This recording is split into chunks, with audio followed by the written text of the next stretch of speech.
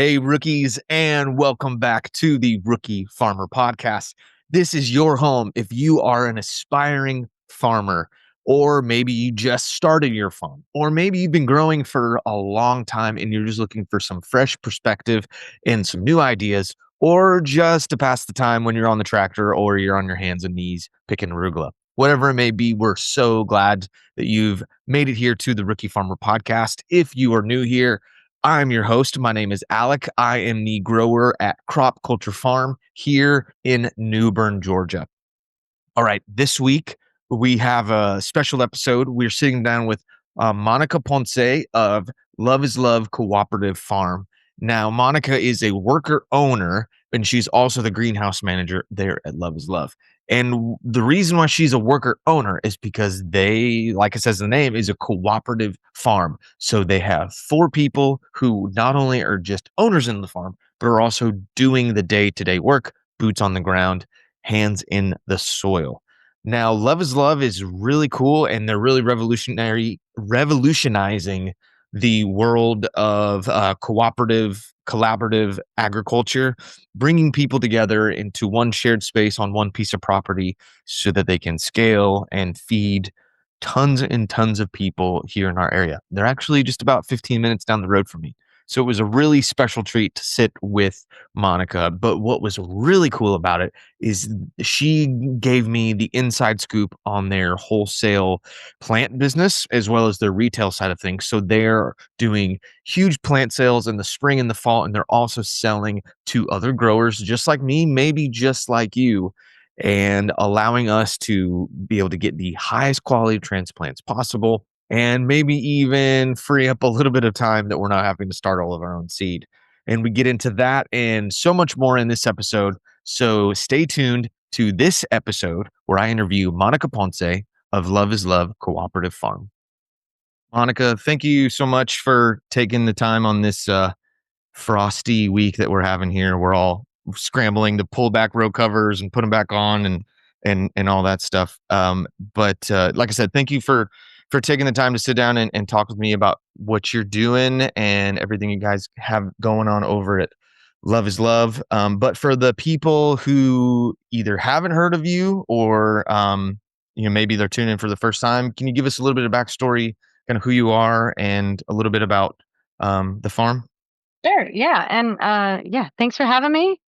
My name is Monica Ponce. I'm a worker owner at Love is Love Cooperative Farm. Let's see. I started farming back in 2012. I've done all kinds of scales, like urban farming, in Atlanta on just like a vacant lot and go on a market with everything we're growing off that lot, which, you can surprisingly grow a lot.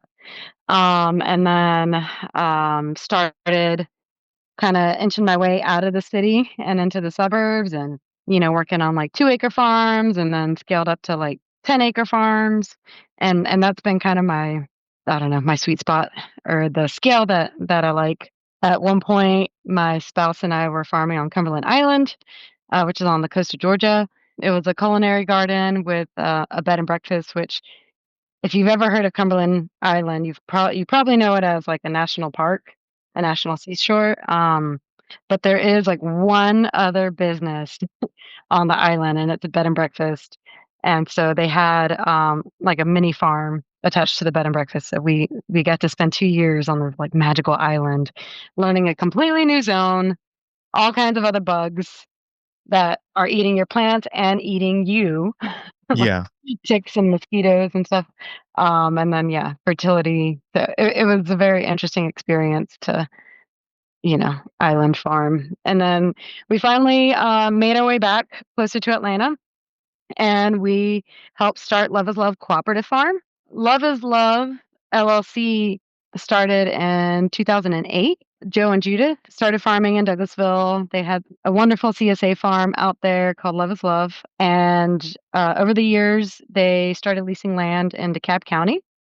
And our other worker owner, Demetrius, came on and started working at that site for years. And then in, I think, 2019, these are like, at this point, we're all farmer friends. So my spouse and I were applying to a program with the Conservation Fund, the Working Farms Fund program, which I think maybe some of your listeners probably heard the previous episode with Christian.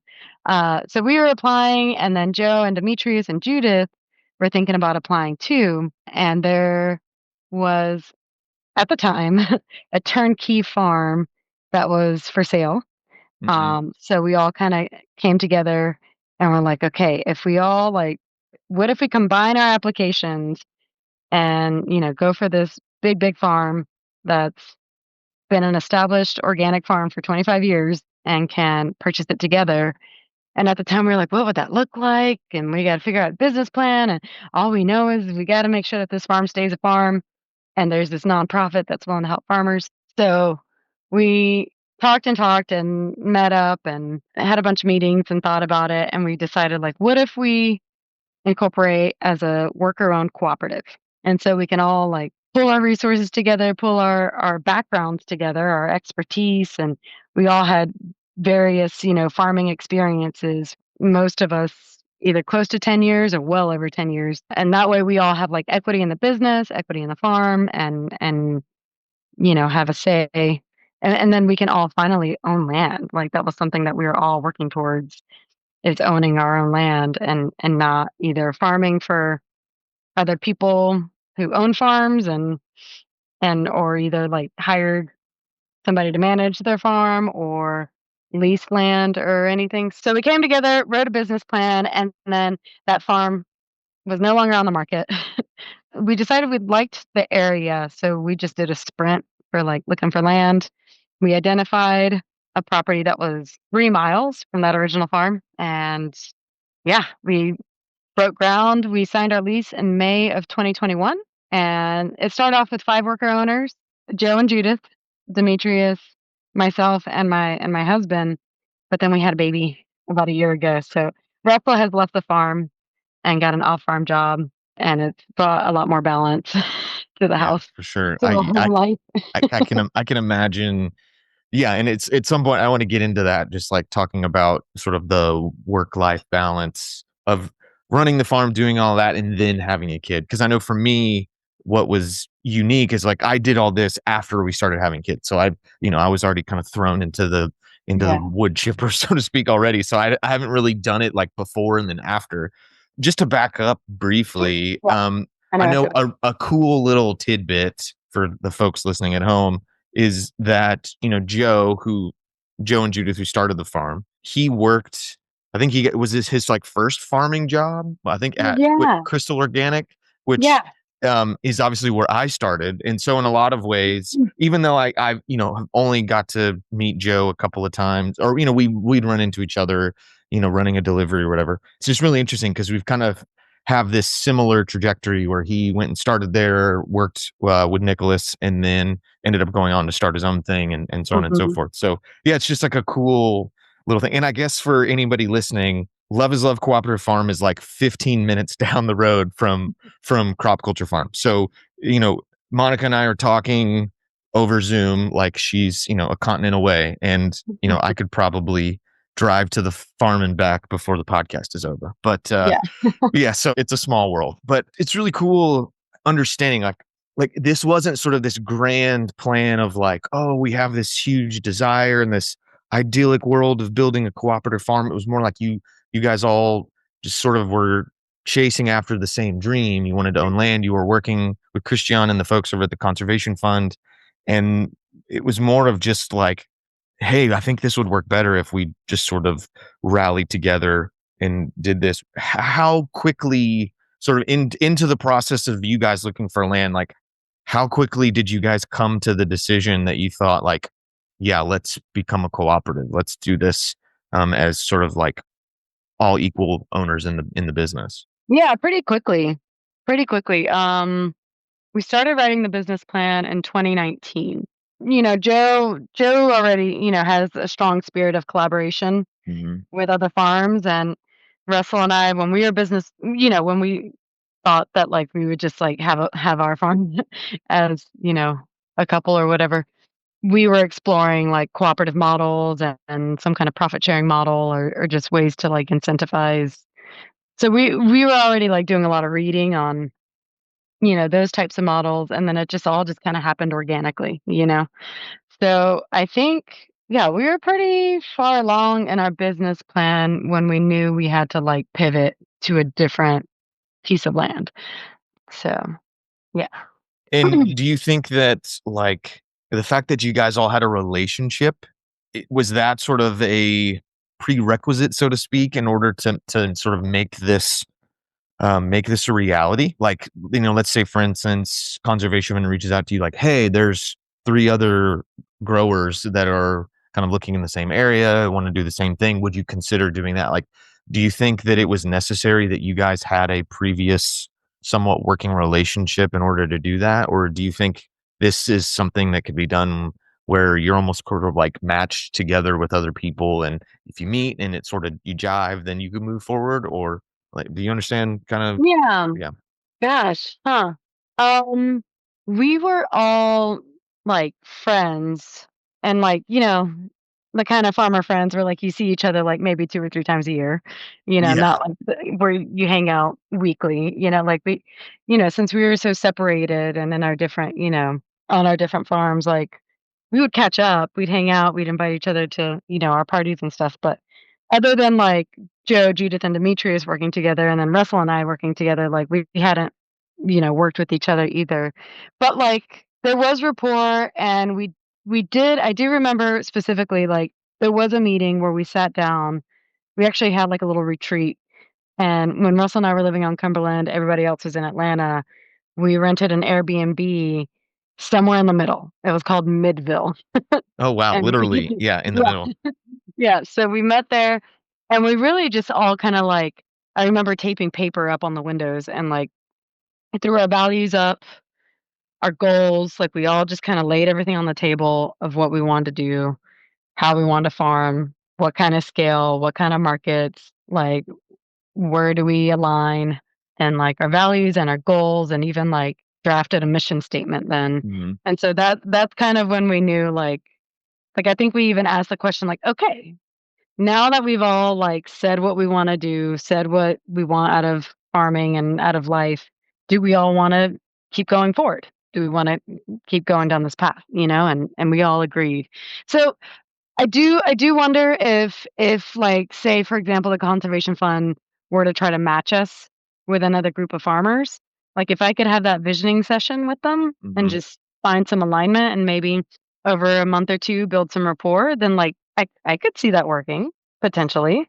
'Cause you're not necessarily just you have your operation over here, and Demetrius has his, and Joe and Mhm, Judith have theirs, and you're mhm, all just, like, on this shared piece of property, which is I know that's a model I've seen too, or sort of a farm incubator, you have multiple and actually, on a previous episode, we interviewed someone and she did that, she rented a piece of property from another farm, and she was there on their farm doing that, but this yeah, is and like I that mean, works, like you guys are all in one business together. It's like sink or swim, like where you're all in it. So there's a lot riding on that. Not just like, oh well, we decided we want to change direction and we don't want to do vegetables anymore. We want to do pasture raised, egg mhm, layers or something. Like it's not just like this sort of level of autonomy, but it really is like a true cooperative, like a true mhm. collective people together. Yeah, yeah, and I think that option you described, like, that was on the table in the very beginning too, like, "Alright, like, you take 10 tunnels and I'll take 10 tunnels, and then you take the back 50 acres and I'll take, 50 acres," like, that was also kinda like, "Could we do it that way?" But to me, it just I don't know why, it just felt like, "But what about the rotations? And then do you have, like, a schedule for the tractor?" Or, like, "Can we just work together?" Yeah, and are you selling into the same market streams? Are we working together yet simultaneously sort of competing? Like, if we're Mhm, both delivering to Fresh Harvest in Atlanta, like how does that work? Does it one delivery? Who pays for the gas? It's and so it really does sort of seem like, especially if you're all doing one particular avenue, if you're all doing veg, mhm, then it just makes sense to kind of go all in and do that. I know for me, being inspired by you guys and seeing what you're doing, I've really thought like, would it be possible to bring someone else in? Obviously, it's a lot to do as just one person. mhm. And and there's always the potential of hiring more people in the future and sort of growing and expanding that way. But I've been sort of mulling over the idea of bringing in another partner, not just like an investor, but someone who's actually on the ground, boots on the ground doing it with me. And it's kind of scary to think about, not just in the sense of like, oh, now there's two people here, but it's like, I don't think I'm a control freak, but it's like I like the idea, like this is my vision, this is my farm, and I've dreamt about this for so many years, and I've poured so much of my heart and soul into this, and to think about like bringing someone else in and having to surrender my dreams, so not fully. Obviously, you hope you can find someone that is like minded, but the idea Mhm. of being able to like lay down a part of your vision for what you wanted to do to maybe better facilitate what someone else wants to do. And even though it may overall make the business better, that's really tough, and it's very humbling and requires a lot of humility to be able to prefer one another in that and not just be like, I'm the one man on top, I'm the CEO, and everyone has to do what I say because it's my business. And that's kind of, I'm like, I don't know if I want to do it any other way because maybe I'm just particular or whatever, but Yeah. I've thought about that a lot. Totally. Yeah, absolutely. I mean, it's great to have that self-awareness and, when you do work with other partners, you learn a lot about yourself and you learn a lot about each other and you learn a lot about communicating and it's a journey. And one piece of our model, which I can't wait for the day that like, it happens. But we do hope, plan, wish, it's written down, want to like onboard more worker owners. Okay. So it's not just gonna be the 4 of us forever and ever. At least, I'd love Yeah. I hope not, like, we wanna invite other worker owners. So, we don't have, like, a super clear onboarding process written out yet, but we know that we at least want someone to work full-time with us for at least 2 years Mhm. to be a candidate to, like, become a worker owner. And then, yeah, like, come on. I think there's enough of us now too that, like, we're open.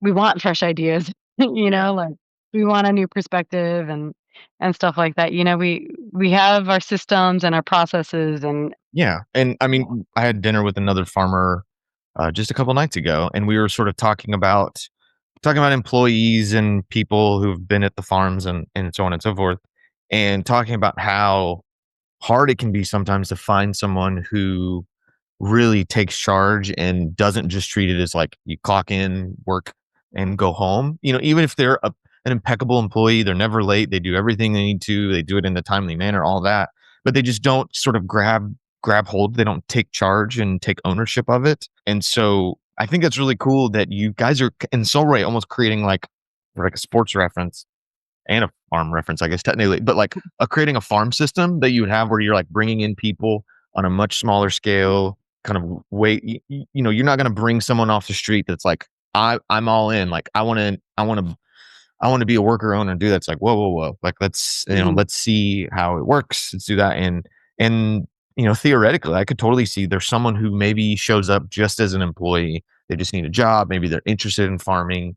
Maybe they're thinking about starting their own farm one day, kind of like I Mhm. did, and realizing it's like, why reinvent the wheel? Why have to go off and do it on my own if I'm invested here and my values match what you guys are doing? Like, let's just lock in and double down and go for it. And so I think that sounds like a far more sustainable method of scaling and growing a business, other than just like, we have to go find more money, we have to go hire more people. But it's sort Mhm. of like, let's build up the people that are here with us and will come to us in the future, and sort of like raise up your new owners like from the Yeah, inside.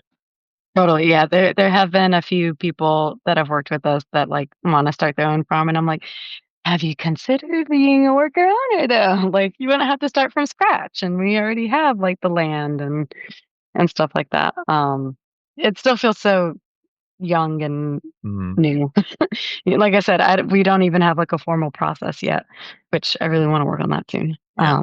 I am curious though, on that kind of topic of scaling, because I would imagine you guys are doing far more now business wise. Like, you've scaled up more, you're producing more, all that now than you were in 2021 when you first started. Mhm. And so like, because I think with me, when I decide to scale up, I have to crunch the numbers. I have to think about time, all of the money that's investing. Actually, I was having a conversation with my wife before we jumped on about scaling up.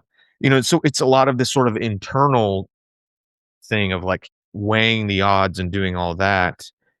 But if I decided I wanted to add like another element to the business, whether it's starting a farm store or incorporating cut flower production, all that sort of stuff, it's more of me just saying like, can I handle the weight of this?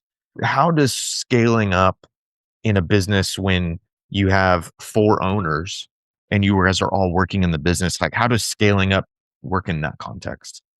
In many A ways, lot like, of like late night similar. conversations and like, hashing it out when you're in the arugula and stuff like that. Yeah, yeah, I mean, we consider a lot of the same things, that you just mentioned, like, well, first off, it's, land. Okay, like, what acres do we have that we can grow into and, like, make a plan to cover crop them, before we open them up?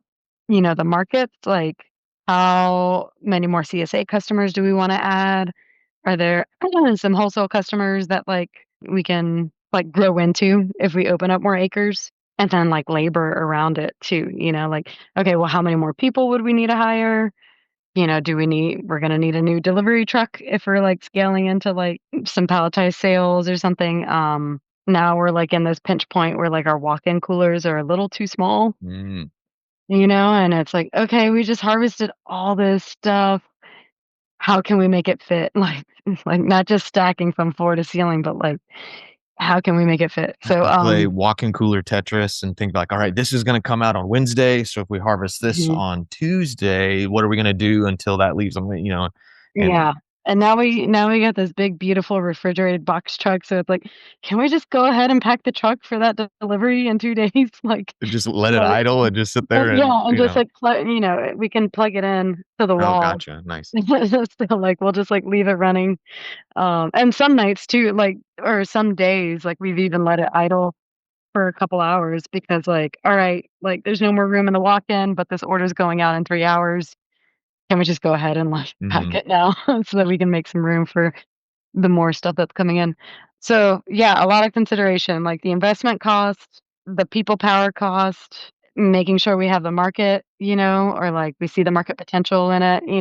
So it sounds like that there's not a whole lot of difference in sort of the what has to get worked out to scale up, but it's more of you just have, four people who are making this decision collectively as opposed to like, all right, well, I've worked it out and let's go for it. And if it works, awesome. If it doesn't, it's all on me. Yeah. That it's like you guys. And so I guess in that sense too, you're also thinking about delegation of, all right, if we're going to increase more greenhouse production, like Monica, that's going to be more responsibility on your part and your team, and so on and so forth. So in a lot of ways, it kind of sounds like it's not much different than scaling any other business. It's just, you just have, you don't just have this like management thing where you have like people at the top who don't really work in the business. They just sort of oversee everything. Like you guys are there. Mhm, I love the fact that you refer to your guys selves as worker owners. I think that's really mhm. important. You're not Yeah. just owners. You're not just managers. Like you are there, Well, putting in right. the hours, probably more than anybody else. Yeah. Yeah, I mean, I think the beauty of our team is, like, we all have a division of labor. For example, like, I'm the greenhouse manager, the cut flower manager, and I co-manage the wash pack with Joe. Joe co-manages the wash pack with me, he also manages the harvest, and he does sales and marketing with Judith. Judith does a lot of sales marketing, communication, admin. Demetrius also helps Joe out sometimes with the harvest, he's also the field manager. So we all have, like, our little areas of management, and then we have our areas where we collaborate, one other person maybe to or maybe sometimes 2. We also have these committees. Oh yeah. It's our committees. It's really, I really was gonna ask you about that yeah. meetings. Yeah, so we not only do we have our areas of management around the farm, but we also have committees.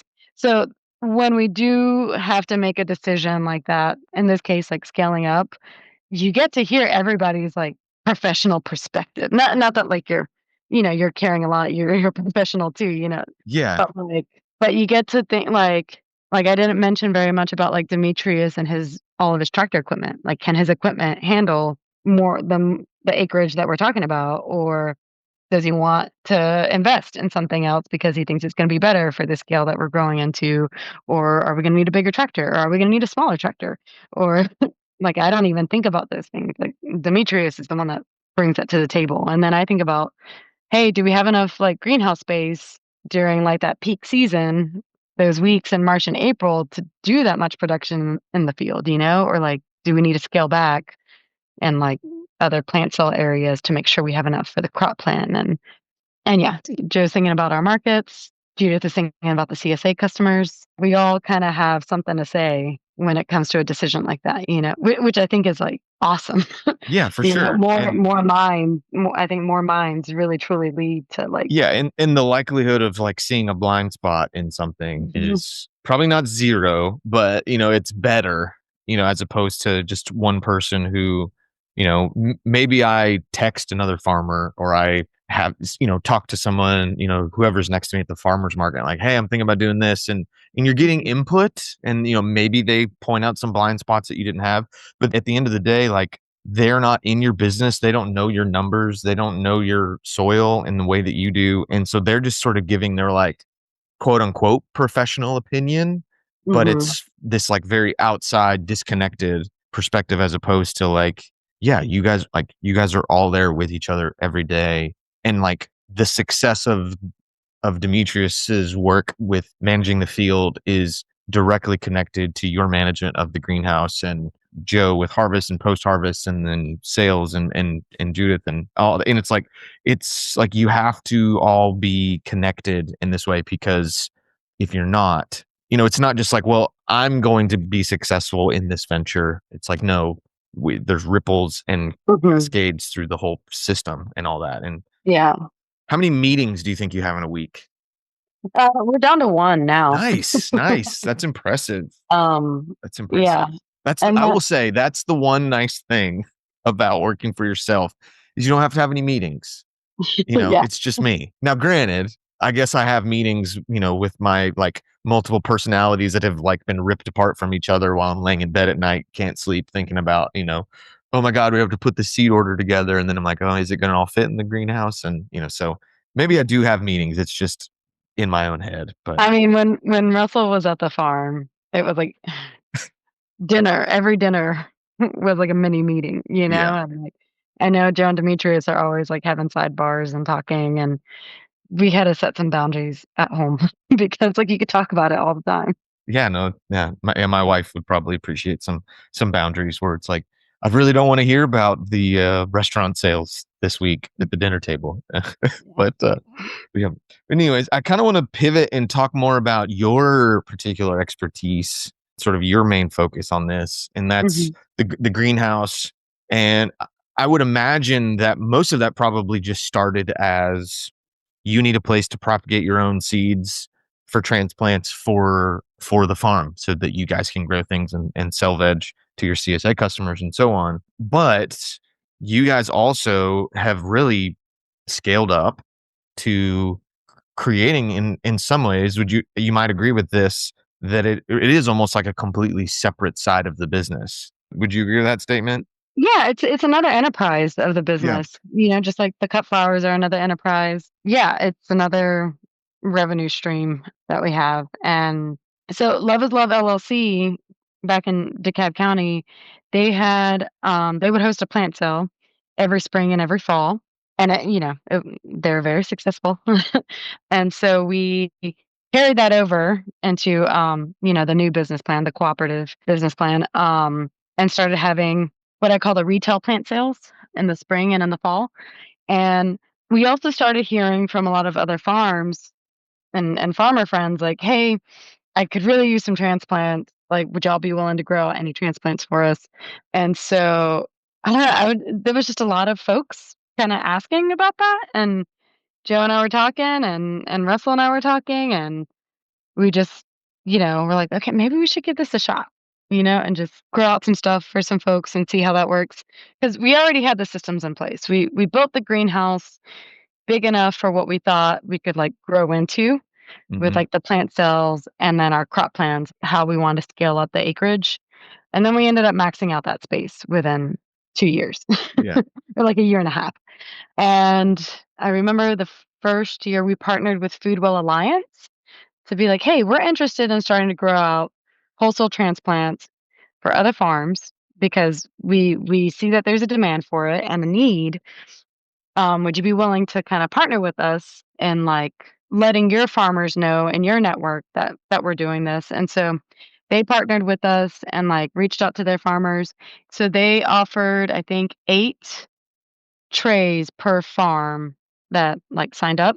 And so we grew out the trays for Foodwell Alliance and then they distributed them to their farmer network. And so we got to learn a lot about our systems, timing, So and just 8 trays per farm. How many trays overall? I guess how many oh farms was gosh. that in that first? I want to say that first round was something like maybe 20 or 25 farms. Oh my gosh. So Yeah, you and went from like 0 to 100. yeah, yeah. And then we had another friend, Snapfinger Farm, Mhm. who was he also is in the conservation fund program, the working farms fund program, and got some acreage and was breaking ground and was like, "Okay, I don't have a greenhouse yet, but I need transplants." So that was a big account. And we're like, "Okay, we see potential in this." So the next year, we started kind of like putting the word out and making, some improvements and investing in more like seed plates on the vacuum seeder. I started really just honing in on like crunching the numbers, getting the details, getting the timing right, reaching out to folks. And then I'm losing track of the years, but at one point, one year, Russell and I applied for a equipment grant to be able to make some equipment investments and improvements in the greenhouse. And then we added another bay onto the greenhouse. We have a gutter connect greenhouse. So now we have 3 bays that are each bay is 28 by 72. With the grant, we were able to get a pot filler, a second vacuum seeder, and then some rolling tables to kind of maximize the space that's undercover. And then now, like this year, this winter, I'm thinking like marketing. Like we went to the South Conference Mhm. and Expo. We had a booth in the Expo, and we were giving out our availability lists, and we took some plants to display. And then this past winter, Joe and Judith went to the CFSA conference and met some folks. So we're really trying to now I'm ready. I'm ready to drum up the attention and let folks know that we're doing this. The friends in our circles here in Georgia, they know what we're doing and they can come to us for their organic transplant needs. But yeah, we're starting to kind of cast a wider net throughout the southeast. So So that's really exciting to me. just like rough ballpark numbers, so like we'll say for 2025, like do you have an idea of like roughly how many like, whatever number is the easiest for you to pull out of the top off the top of your head, whether it's like trays or numbers of plant starts or whatever it is. Do you have like a rough idea of like what you were able to grow and sell to your wholesale customers this year? Hmm. I A have that lot. written down. I should have asked you that in advance so you would have had that. That's my fault. Yeah, But, yeah. I mean, I can say that we have revenued 106,000 in just the wholesale. wow. So the retail is a little bit more than that. Wow. Yeah. In that retail, yeah, just to kind of give some background on that, you guys do what, 2, like, big retail plant sales a year, like a spring and a fall? Yep. Yeah. And you guys are doing is it just farmers markets?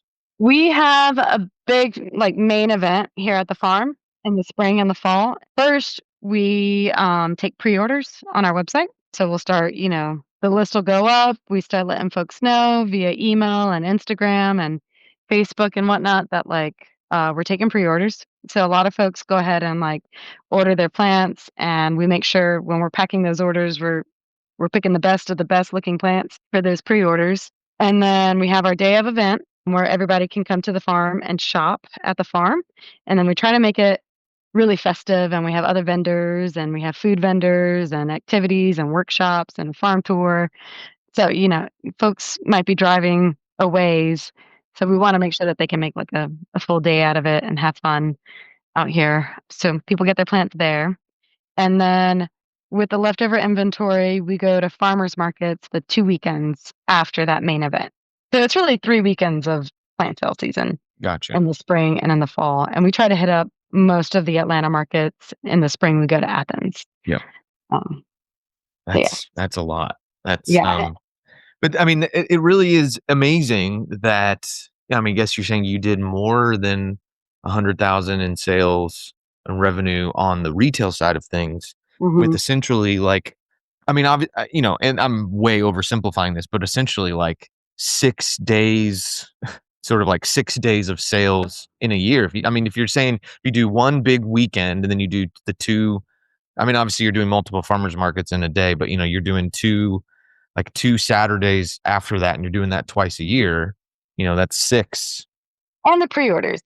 Okay, yeah, on the Yeah, pre-orders. the pre-orders are open on our website, I wanna say for about, like, 6 to 8 weeks Gotcha. in So advance. you're really So drumming it yeah. up and people Yeah, are doing and all that. So, but yeah. still, for like a pretty concentrated amount of the year, I mean, you're doing like a significant amount of revenue to retail customers, that and I would imagine are a significant amount of these customers also people who are like CSA members who have Mhm, shopped from the farm and had a relationship with you guys over the years? mhm.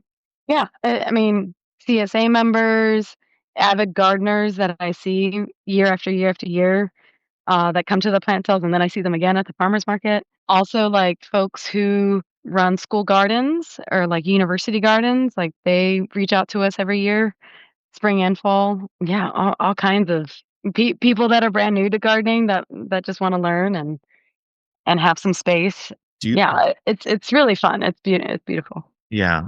Do you have a preference? Do you enjoy more of the retail side of it? Obviously, I know you were in Athens this spring, but even just sort of conceptually thinking about the structure of it all and doing it, I mean, do you enjoy more of doing all of the work and get everything ready to go directly to individual people? They're going to be putting these in their own home gardens, feeding their families, or do you have like a really special affection for your wholesale customers, these other farmers who, I mean, their livelihood is dependent on the work that you guys are doing. But they could be like your kids. You don't have to have, I was gonna you don't say, have that's to have like a, asking me which one's your favorite kid. yeah, yeah. No, I mean, I love them both. I love them both for, different reasons and similar reasons, and, the systems are different and exciting. The plant cell, you get to play with, like, a lot of interesting crops and a bit more herbs No, yeah, that's true. Yeah. and some flowers, like, the plant cell, not everything that we grow for the plant cell is seeded on the vacuum seeder. So you get I don't know, you just get to be more in the propagation I don't know, just Yeah, there's more it feels diversity. much more like, it probably was starting out years ago where it's like, all Mhm, right, we've got these these seed packets and we're just gonna do a mhm, few trays of this. I mean, that's kind of like my scale, yeah, where the wholesale side is just like it's a machine. I mean, it's yeah, just like yeah, pumping it out. yeah. Well, one of my favorite parts about the plant cell is right when we're done with the pre-order pack out from the online orders, and, like, there's just, like, you know, 2 or 3 links of, like, greenhouse tables that are just full with, like, the mixed trays of everybody's orders, and it just looks like mini gardens, Yeah, like, yeah. on a table, and I can, like, see them going out into the world and getting planted in their, like, garden boxes or in their, like, pots, and they can gr like, I just see it, like, in a minute in a small scale, like, on the tables, like, all these little gardens that are about to go out into the world. But then also, like, the wholesale side, when I look at those tables, I kinda think of it as like a bed of arugula, like, you got 4 weeks and then you're getting out, like, flipping those Yeah, yeah, tables like yeah. at a restaurant. I feel like sometimes I'm taking reservations at a restaurant, like, "Alright, if this is gonna be at this table for 4 to 6 weeks, then I can work on this order," and then, and just thinking about it that way, like, how many times can I flip these tables in the greenhouse, So it you know? really is. It's like you're kind of utilizing that same sort of time management muscle, I guess you could say, that like you said, with arugula, you're flipping beds, you're doing succession plantings. Mhm. That's really interesting. I would have never considered that. I would just kind of think it's like, hey Bob, we got another order in. Like, all right, like let's send it out, but yeah, I mean you're constrained. Like you only just like I only have so much acreage to work with. Like you only have so much greenhouse space Yeah. that you can do. And yeah, that's really it blows my mind to imagine, like I think about my little propagation house that I have and all the stuff that I start, and every year it gets bigger and bigger and bigger and Mhm. bigger. I have to add more tables, and then I think about Yep. doing because it's like, I also have to remember, like, you are also starting all the stuff that you guys are growing there on the farm as well. And how many Mhm. acres do you have under cultivation? Now we have 10. 10. which 10 and that's 6 a high temp. lot. Yeah, That's a lot. yeah. Yeah, it puts my 2/3 to shame for sure. Oh, no, it doesn't.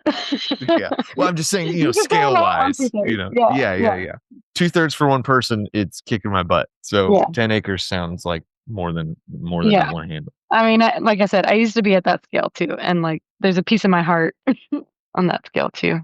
So let's kind of get into a little bit of the technical side of things of like what really separates, let's say if I, God forbid, and I really can't do this anymore because we're certified naturally grown. But God forbid I'm in a pinch and I'm like, oh my God, all of my bell pepper plants failed, and you have to Mhm, like hit the nuclear option and go to one of the other stores, the big stores, and buy the plants that they have out on the big racks or whatever. What's the difference between what those people are bringing up from Florida on those trucks versus what if I ordered from you for my farm and what I'm going to have, what I'm going to pick up from you guys? Like what really is sort of the difference here quality wise? mhm. For one thing, we're certified organic. Mhm. Mhm. So, like, if you are a certified organic farm, It has to be. yeah, like, plant stock is, far more scrutinized in the inspection than just, than I think just, like, seed packets. I think with seed, you just have to check 3 sources and make sure that, like, that seed's not available organically on the market, whereas, like, plant stock, they are looking at the soil, the supplier, the seed, all of it. Like, they wanna know all of it. So you can be, like, rest assured that your crop is organic. We're not spraying it, we're not using any synthetic chemicals. So even with, like, certified naturally grown, you can use our product. And yeah, I mean, we just use Dirtcraft Organics for our potting media. Oh, nice. I And need to have them on. That'd be a good yeah, interview oh, for yeah, me. they're so sweet. They're lovely. And they, don't use peat moss in their blends, so I feel like that's a little bit more sustainable on the planet. Do add a little bit of nutrition, a little bit of fertilizer to it. I really wanna make sure y'all are getting, like, the best looking transplants, Mhm. so we also do our fertilization too, and, yeah, we try to clean and sanitize everything, like our trays, the greenhouse, the tables. We've never had a disease issue, knock on wood, Yeah. and I don't want that to start. So, yeah, we try to just kinda do our maintenance to make sure that, like, we won't have issues like that. We monitor pests. I mean, you're doing it the right way. It's not just like, let's Yeah. try and pump it out, let's do the bare minimum we need to do to meet our certification. I mean, yeah, Mhm. even like I didn't realize that you guys were using Dirtcraft. For people who don't know Dirtcraft Organics, are they in North Carolina? Mhm. Are they? Yeah. Yeah. I would imagine that you could probably find a cheaper starting, Mhm. potting mix, growing medium to use. I mean, in fact, we use a cheaper one than that. But that's I mean, we're small, it's an Mhm. investment. But it's like I imagine you could probably cut a lot of costs by doing things very inexpensively and even still meet your certification requirements. But the fact that you're using products that are made with Quality like really input. yeah, really good compost, things that, so Mhm. it's not only are you just like we pumped it full of organic fertilizer before we send it out to you, but Yeah. it's like no, like from the moment that this seed went into the soil, it's been taken care of. It's going to go into your soil absolutely like robust and vibrant and full of Mhm. life and ready to take off because that was in another previous episode talking about like summer lettuce production. I was picking this farmer's brain and asking her like I haven't figured out how to crack the code on this, and she was saying like one of the big things that makes a big difference is having super healthy, really good vigor in your lettuce transplants in the summertime. If you basically hamstring them and tie an arm behind their back right from the get-go, you're just gonna be struggle all the way through. And so, being able to ensure that like not getting something that's going to be super leggy or, Mhm. really, God forbid, have like damping off or anything like that. Like what you're getting is going to be like Oh, super right, yeah. primo. No, watering too, like, I'm such a I love efficiency and I do embrace a lot of automation, but watering is one place that I still like, I just have I have to water. I gotta look at the plant, Mm. and like, other folks that water the greenhouse. I have a great assistant manager who's really just excelled at greenhouse work, and then other business partners that go in there and water for us. Like, I just tell everybody, I was like, you got to look closely at those plants. Not everything wants the same amount of water. Everything wants something different. And so I try to get everybody to like just observe what's going on. Try not to overwater, try not to underwater. It's Yeah. such a like, it's so important. And then I also think too, like seed quality. Like Mm-hmm. oh gosh, I really shop for seeds. I feel like I've probably purchased the same variety from like 3 or 4 different seed companies, and now I know which one I'm gonna buy it from, just because of the quality, the packaging, the germ rates, how long they last. But we're also always trying to use the freshest seed we can get. We try not to hold on to too much seed for too long, just so that germ rates don't go down. And I see it, when like something's a little bit older, that was propagated right next to something that I know was like fresh and new seed. Like you see the difference. So it could still be the same seed company, but just a little bit, if it's already a year old, you just see like it's a little bit smaller of a plant and so on.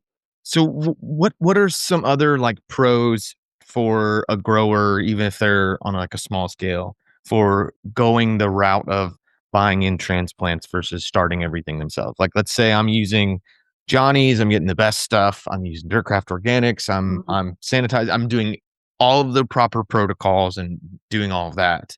Like what would be your best pros for someone like me I to save say you like time. I save you time. yeah. Let us do that work for you. Go on vacation. Oh man. Focus What's focus on your vacation? soil. I haven't heard of that before. Yeah, a lot of folks actually, will place their, like, first succession orders, like, early December, late November, and they plan on picking them up, like, late January, early February. Now, we're in the South. Yeah, yeah, For your other listeners, we're in the South, so, you can our seasons are pretty long here, so that they can take that winter off. I've got a friend, he travels to South America and to Asia during these months, wow. and then he's emailing me, like, his orders, and he says otherwise he's like, "If I had to start my own transplants, I would not be able to take these trips during the winter," So, like, we have climate controlled greenhouses, so, like, we know they'll be protected for the Yeah, winter. so it's not Yeah. just, like, the time per se of, like, Mhm, starting the seeds and doing all that, but it's also it's doing what I've done the last couple of days dealing with the trees, like, "Alright, let's pull the heat mats out. Let's mhm, move all this stuff, onto the heat mats, and let's cover everything with row cover, and let's make sure that you know, the the lamps are on, so and then we got make sure the thermometer's there, so we know mhm, exactly, what's our low, and, alright, we've got some carryover flowers and stuff. Let's pull those into the barn because they still won't survive. It's like so there's all of these logistics mhm, that you have to do. And at this time of year, sometimes it's like it's daily. It's like, all right, let's move them out and then move them back in and do all this. And it's like it's gonna be 50 today during the day, which means it's probably going to be like 65, 70 in the greenhouse, but then at night mhm, we're going to drop down to 20 and so it's yeah, there's a lot of headache and struggle that comes with propagating all your own stuff. And mhm. yeah, it sounds like a dream to just be like, here's my order. I'll pick it up in 8 weeks. That sounds like a Yeah. dream. Yeah, I even have one customer that told me, it's like, "We missed 1 day of watering. 1 day we didn't water the greenhouse and we lost so much." Hmm. You Yeah. know? And it's like, "God, 1 day." There's 3 to 4 to 5 people sometimes that are on watering duty at the farm, so there's backup. Plenty of backup to make sure, everything's getting looked at daily, you know? So if and obviously like you guys are a big operation, you've got a lot of people, I'm assuming it's taken a lot of capital to invest in all this and make it happen. But if say there's and it doesn't even just have to be on the wholesale side, it can just be on the retail side because it sounds like you guys were killing it with the retail stuff way before you started the wholesale Mhm, side. Is growing out plant starts and either selling them retail directly to existing customers, getting new customers, or even moving to scaling up and doing more wholesale? Like, is this would this be a viable business in and of itself, standalone, or is this sort of does it only work because of the infrastructure of having the whole farm there as a part of it? That's a good question. I mean, I kinda wanna say both. Like, I think it could be a standalone business, of course, you would still have that startup capital, that infrastructure, and, like, the infrastructure we have is working for, like, the plant sale enterprise, whether if it's wholesale and retail, and for the farm, for the crop plant. Like, no matter where the transplant is ending up, like, it's still being grown in the greenhouse, it's still being seeded with the vacuum seeders and then the pot filler and whatnot. So I think if folks out there were interested in having, like, a transplant business, I think it could be viable. Do you think the seasonality of it would run issues? Because like we do some plant sale, where it's Mhm, mostly like we're starting a ton of tomatoes just in case we've got, bad germ issues or whatever. Or we just have extra just to, as insurance. And, we've got extra tomatoes, maybe we've got some extra lettuces, pepper, so on and so forth. So we're selling that in the springtime. And then maybe we didn't do it this year. We're thinking about maybe, I don't want to encroach on your territory here since mhm, you come to our farmers market every, every year. But maybe do a little bit of it in the fall for people doing a fall garden or what that. But I don't think we would be able to sell plants year round in the same mhm, way that I can show up to the farmers market every Saturday for the full year. And there will always be something to sell. There's always something to grow that people want to buy because people need to eat. And so, do you think is it too much of a seasonal business that it would be like this is my full-time thing? Or is it one of those things where it's like other businesses or even honestly, even like other larger farm enterprises, say it's a more, commodity thing where you're not generating revenue every single week, but it is sort of these large seasonal chunks throughout the mhm. year. Do you still think that that would, I guess theoretically, if you were generating enough revenue in those, two or three big chunks in the season, it could potentially carry you through if it was like your full-time thing. But then, Yeah, what would you be doing in July if you're, you know, I don't know. sanitizing a greenhouse. Oh yeah, yeah, yeah. There you go. Um, yeah, no, I hear what you're saying. I do think there are peaks to the sales and some times of the year where it's a little bit slower, but, I also feel like I've got some ideas up my sleeve up my sleeve. Like, I do there is, like, a personal, like, goal of, like, how can we keep these greenhouses, like, either busy or filled or something? Mhm. How can I maximize them? But I do like that summer break so that I can clean everything, and then we do some cleaning a little bit of cleaning in the, winter too, so. So it's really not that different in a way where, I'm looking at empty beds and thinking like, "Ugh, like I really hate having empty beds." Like that's potential revenue Mhm, right there, and it's like, but at the same time, you're like, "Oh, I really like having this time in the wintertime where things are slowed down and I'm not having to run and gun." So sort of that seasonality, it's still there. mhm, And I guess theoretically, who's to say if you built a successful business and you are growing really killer stuff, there's no reason why you might not have people. Not everybody's starting a garden in the spring, not everybody's starting a garden in the fall. Some people probably do want to buy tomatoes in July to have them, kind of mhm. late summer fall tomatoes. And so Exactly, yeah, exactly. and if you're selling, you don't have to just be selling directly. You could do like small wholesale to a local feed store, or like you said, selling to schools or nonprofits.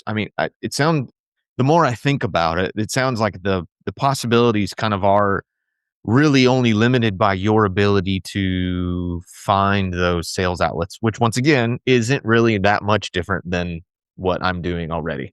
Mhm. Yep. Yeah. Yeah. All right, we're shutting down the veg operation. We're just doing that. We're gonna try our best to compete with you 15 minutes down the road.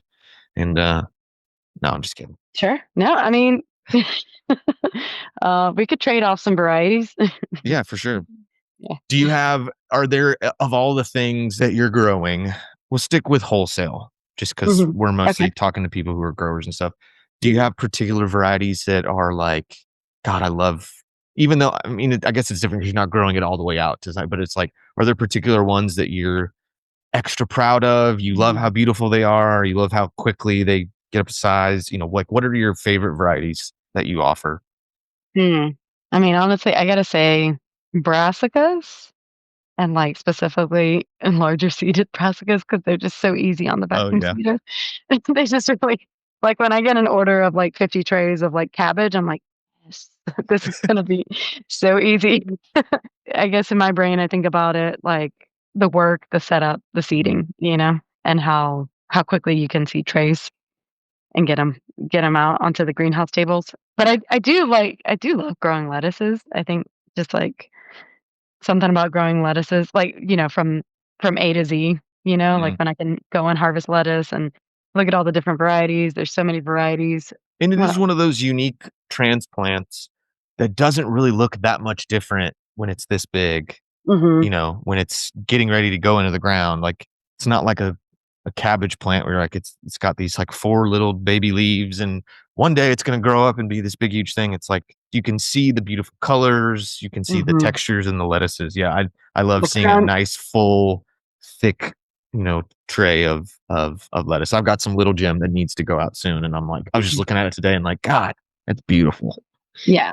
Yeah, and just making sure, like, the transplant's big enough, like, the roots are, like, at the right stage. I don't know, just I'll, like, pull the plug out and look at the roots. Yeah. I love it all. So if there's a real greenhouse nerd out there, maybe they're a greenhouse manager for another farm, or they've really found an affinity with that over another part of growing. Maybe they're just like a really avid gardener or whatever.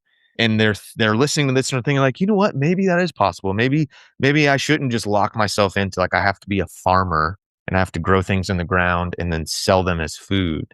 Maybe this is a thing. What would be some bits of advice that you could give someone who Mm, who might be thinking like, "Yeah, maybe I'll either go get a job doing this, or maybe I'll start my own little thing, even small, and just sell to friends and family and in my neighborhood." mhm. I guess if you were to start something like this, I would say, pay attention to your costs and labor costs, how much time you're spending, on certain things. Like, for example, tomatoes take a lot longer to seed on the vacuum seeder. Brassicas, we have it down to like seconds, 30 seconds maybe, 20 seconds a tray. Versus, like, tomatoes, might be 3 minutes, especially for cherry tomatoes. So just, paying attention to, like, your numbers, your cost, your time, and making sure that, you're covering all of that. And then one thing I think about a lot too is location. I mean, location of your greenhouse, of course, and, ease of access to, like, water and electricity and heat, however you're gonna heat it. But also I think about, like, man, I'm so glad we don't try to grow transplants somewhere where it snows a lot. Oh, yeah, you're Like, you're I would not be love is love isn't in Michigan, I would you be know? freaking out. The enterprise would probably look completely different if, like, we got snow frequently, Mhm. And then I think about, like, how much we spend to heat the greenhouse in the winter, and so I'm like, maybe, like, somewhere a little bit more south would be a sweet spot. But then it's really hot in the summer. So, like, how would you cool the greenhouse? Like, It's where really is the sweet humid, you might spot? have more disease pressure. Yeah. Yeah, Really like consider your location. I mean, do you think with that also would play a role in, like, what varieties you're trying to grow? I mean, like, are there certain things that you guys are just like, "Nope," like, as much we know people would try to buy it or whatever, but it's just it takes too long, maybe mhm, especially with certain, like, herbs and medicine, they're yep, just so tiny and they take forever. I guess thinking about where you're located, just in the same way, once again, that all of us do when it comes to growing veg, taking into consideration where you're at and what your climate is like when it comes to the things that you're starting and selling. for sure, like oh my gosh, I just lost my train of thought, but yes, we do have some growers that order from us that are a little bit north, and I'm starting to think, like, I might need to do cutoff times for lettuce in the summer because it's Mm, just really hot. Like, last year, we were growing lettuce all through the summer. And yes, we can control the greenhouse environment to an extent, but at some point it was like, oh my gosh, I might need to do like some cutoff times. And I'm a firm believer in like you don't have to grow everything under the sun, And if there's something that I can't guarantee quality or want to put my name on, then I'm not gonna. I'm sorry, I can't grow that one. I'm not good at it. So there are crops, there are varieties that we just can't.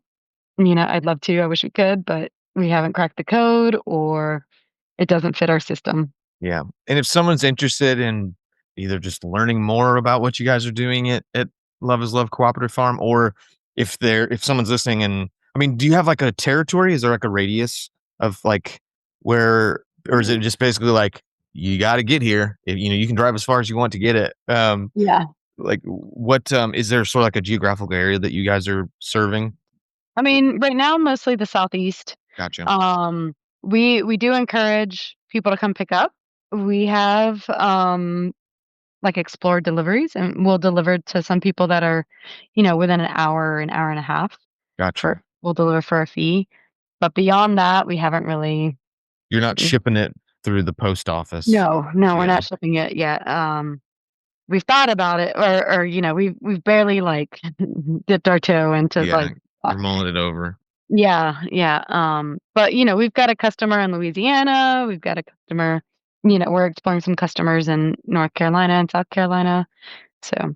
That's a pretty wide ranging Mhm. of territory. So if someone who is currently in the Southeast and they're interested in getting plant starts from you, what's sort of the best way for people to reach out and sort of get connected to make that happen for the Yeah, 26th season? yeah, that'd be great, email me at plants at loveislovecooperative.farm.com, all spelled out. Plants at loveislovecooperative.farm.com, and I'll send you our availability and some information about how to place an order, and we can start a conversation from there. Awesome. Is there anywhere else if people want to know more about you or what you got going on Yeah. or just Um, the farm in general? What's the best place people can get more info and follow yeah, along? check out our website, loveislovefarm.com, and then, our Instagram page, which I think is also Love is Love Farm, not maybe Love is Love Cooperative Farm. Either way, I'm sure if you search both of them, it would lead you to the same place. So, yeah, I would say our website, Instagram, or Facebook is a great way to find us, and you can reach out to me there. Judith usually checks those inboxes, but, the, social media ones, but Mhm. she's pretty good at forwarding them out. So, yeah. But plants at Love is Love, cooperative farm.com goes to me and, like, 3 other people. Gotcha, So perfect. So somebody so will answer your someone will question. open it, yeah. Yeah, Awesome. somebody will get your question. Well, Monica, thank you so much. Like I had said at the beginning offline, we talked to a lot of farmers, we talked to a lot of market gardeners. We're all kind of, we're all sort of doing the same thing, and I know that's probably the majority of the people who are listening. But what you guys are doing, it's really impressive. It's really cool to one to be able to have this just down the road, even though I haven't bought anything from you yet. But I'm gonna change. I promise. I'm gonna get some stuff That's this fun. spring. And you can hold me to that because it's recorded now and it's out in the world.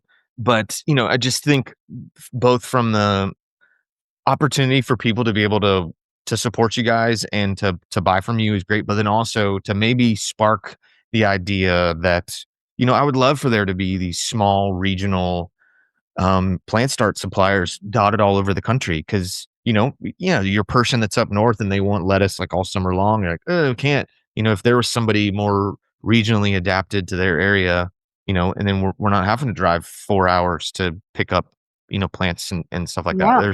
There's plenty of love to be shared all around. There's plenty of ways that we want to work together in that way. And so I'm hoping that this will inspire somebody or give some people the ideas that maybe we can see more plant selling businesses pop up, or either maybe farms who feeling burned out on veg production. Maybe this is a rather expensive way to pivot and do something new.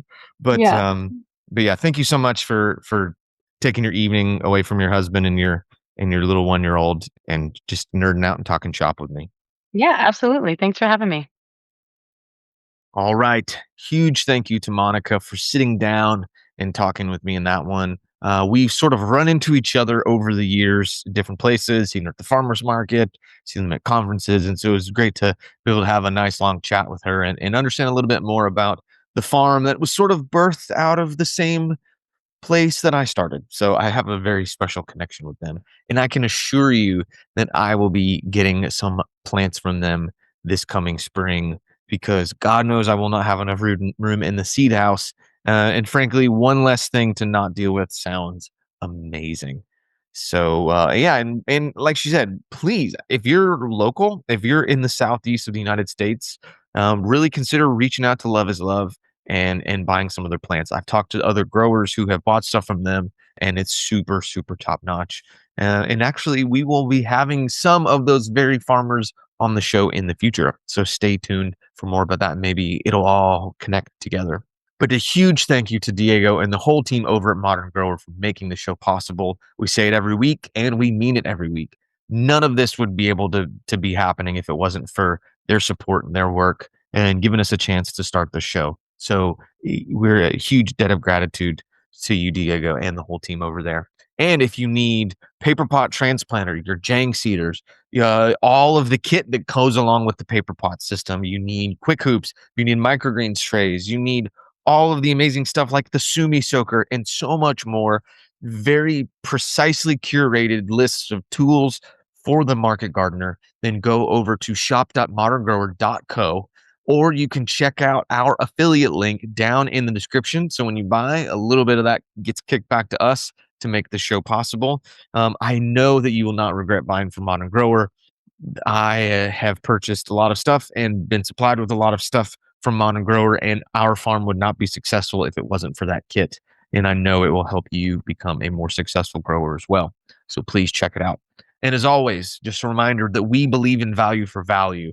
So if you are getting any sort of value, if that episode interview with Monica, where she sparked that idea that you had to start a greenhouse business, to start selling plant starts, maybe at your local farmers market or to neighbors or to schools or nonprofits or to other farmers.